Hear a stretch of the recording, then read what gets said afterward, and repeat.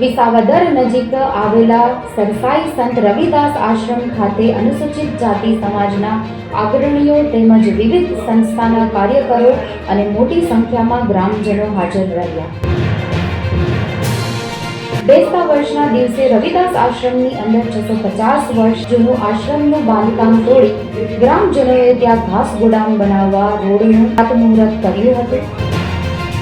આ બાબતે ગ્રામજનો અને રવિદાસ આશ્રમના કાર્યકરો વચ્ચે ઘર્ષણ સર્જાયું હતું.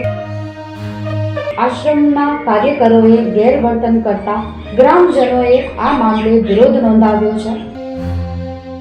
આશ્રમના કાર્યકરોની મનમાની સામે ગ્રામજનોએ પીછે નહીં હટે તેવા સૂત્રોચ્ચાર કરી આક્રોશ વ્યક્ત કર્યો છે. આજરોજ આપણે સરસાઈ ગામે આપણા સમાજના આગેવાનો યુવાનો સાથે મિટિંગ કરી છે.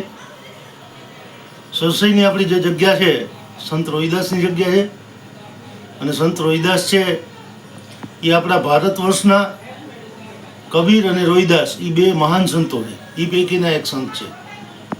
મેવાડની રાણી મીરાને જ્યારે ગુરુ ધારણ કરવા હતા ત્યારે મેવાડની રાણી મીરાએ રોહિદાસને પોતાના ગુરુ ધારણ કર્યા. એવા પ્રતાપી સંતની ભૂમિ ઉપર, પ્રતાપી સંતની જગ્યા ઉપર અમુક અસામાજિક તત્વો, મામલતદાર સાહેબ વિસાવદરનો જે હુકમ છે કે આ જગ્યાએ યથાવત સ્થિતિ જાળવી રાખવી, એ હુકમનો અનાદર કરી અને જગ્યાની અંદર વિખવાદ ઊભો કરી રહ્યા છે. એ બાબતે મિટિંગ કરી છે. સોમવારે આપણે કલેક્ટરને મળવાનું છે.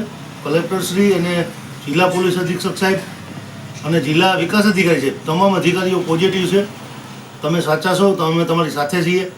પણ અમુક અસામાજિક તત્વો પોતાની મહત્વાકાંક્ષા સંતોષવા માટે, આખી જગ્યાને બદનામ કરવા માટે, આખી જગ્યાને પોતાના કબજામાં લેવાના પ્રયત્નો કરી રહ્યા છે.